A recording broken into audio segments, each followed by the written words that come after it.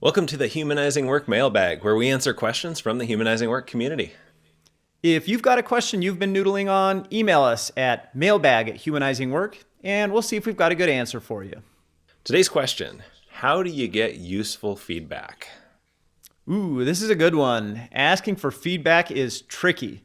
You want to know how you're doing, and you know other people probably have a different perspective than you do, and it would be useful to hear their perspective. But it can be super uncomfortable for both parties involved. Like, you might hear feedback that's painful, is kind of critical, or that you flat out disagree with. Now what do you do? Because you asked for it. And the other person may want to be kind and supportive. Maybe they don't feel comfortable sharing anything that might be viewed as critical. Or there might even be a power imbalance where the other person doesn't feel safe giving you honest feedback. So what to do? This is a good one. Well, first off, we found it useful not to ask for feedback for all the reasons above. Like, what? Don't ask for feedback? Well, ask for feedback, but not as feedback. Instead, ask for advice.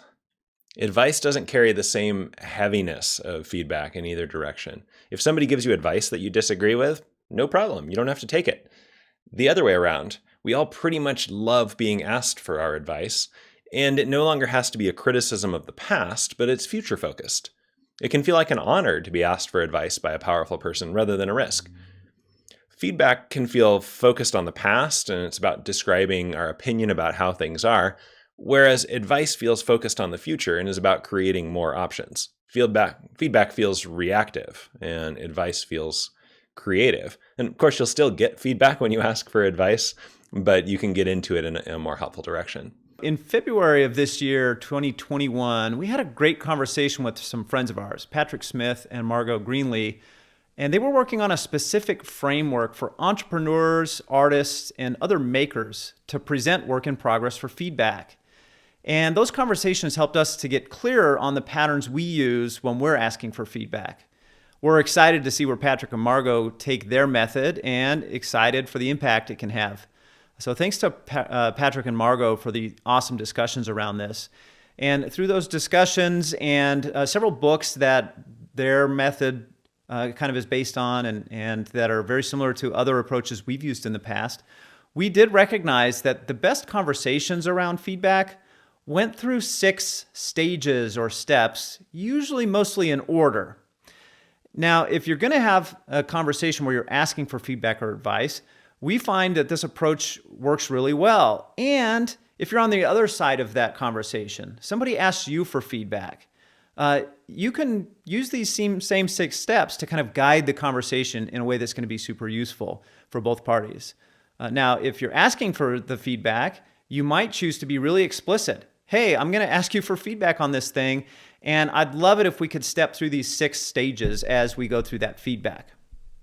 All right, so let's talk through those 6 steps or 6 stages. The first one is about focus.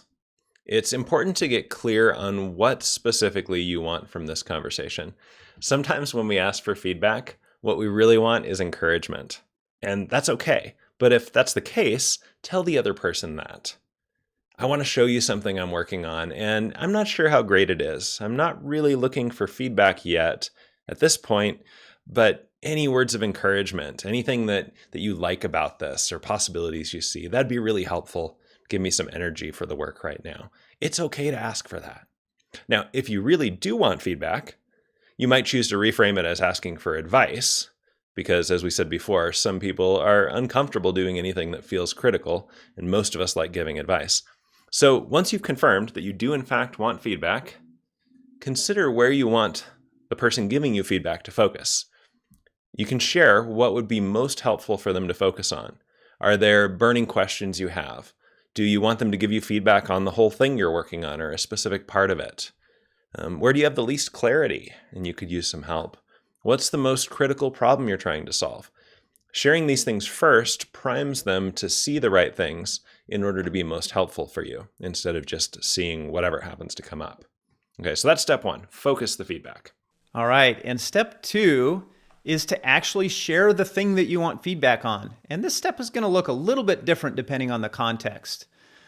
So for example, if you are building a thing, if you're making something, if you are a software team that wants feedback on a product increment, if you're coming up with a cool idea, then this step really is about demonstrating it.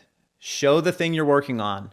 If it's a piece of a thing, you might show it in a little bit of context so that the person gets some advice or gets an idea of how the slice you want feedback on fits into the bigger picture.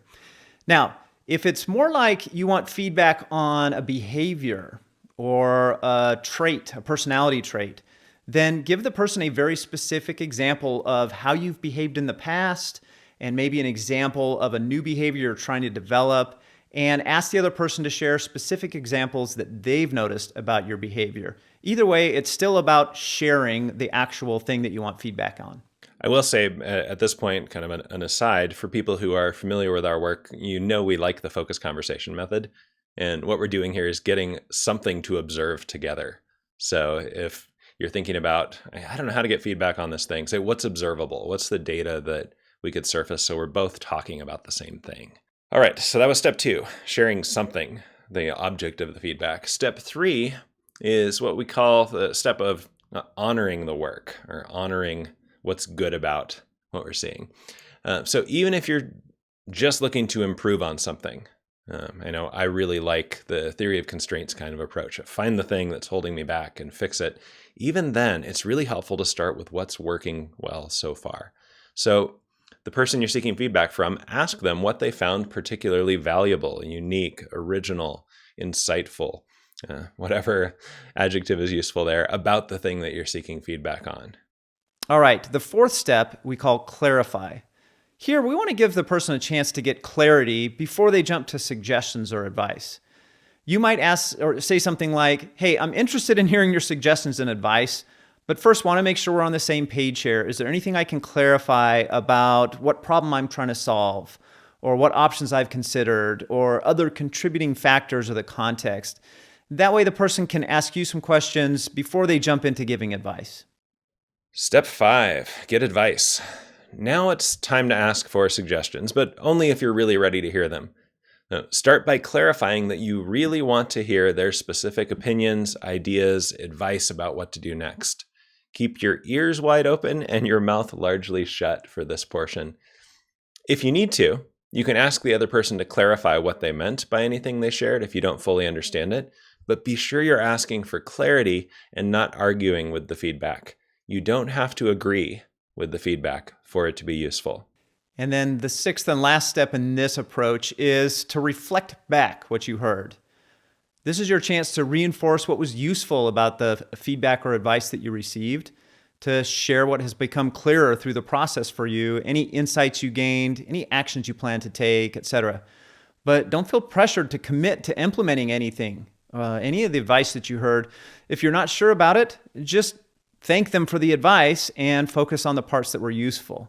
Do reflect back, say, hey, that was useful for me. Here's what I'm planning on doing next with it. Even if it's just a simple, I'm going to think about that. These 6 steps, focus, share, honor, clarify, advise, and reflect, you can use them in a one-on-one, a sprint review, or any number of other situations where you want some feedback or advice on what to do next. Did you find the answer helpful? Would you give a different answer? If so, let us know in the comments. Like and share the video if you found it useful, and be sure to hit subscribe so you can get notified when we post new videos like this one. Thanks for joining us.